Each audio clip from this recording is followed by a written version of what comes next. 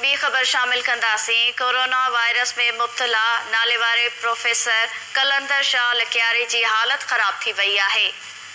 Corona में मुब्तला नाले वारे प्रोफेसर कलंदर शाह लखियारी जी हालत ख़राब थी वई आहे। उन जा वधीक तफ़सील मालूम कंदासीं।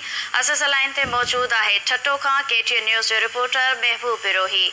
जी महबूब, छा तफ़सील आहिनि?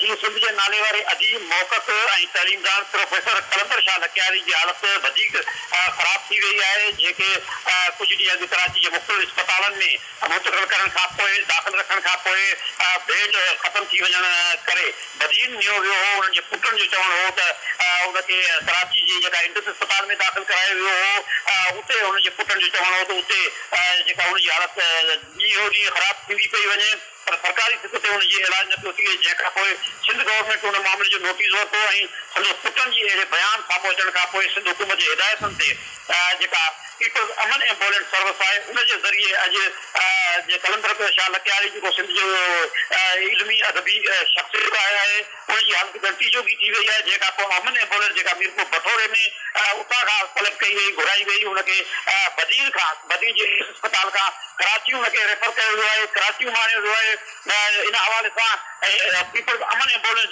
सर्विस जो इंचार्ज भटोरे जो जमशद जोके सां ॻाल्हि थी आहे। उन तस्दीक कई आहे त कलंदर प्रोफेसर लखियारी जी हालत गंती जोगी आहे। ख़ासि तौर ते उनखे साह खणण में तकलीफ़ पेश अची रही हुई।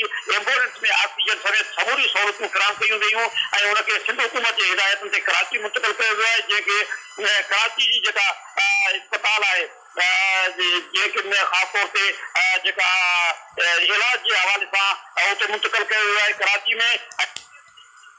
वरी महिरबानी नाज़िन ठटो खां महबूब बिरोही असांखे तफ़सील ॾिना आहिनि। कोरोना में मुब्तला नाले वारे प्रोफेसर कलंदर शाह लखियारी जी हालत ख़राब थी वई आहे। ऐं हाणे ख़बर शामिल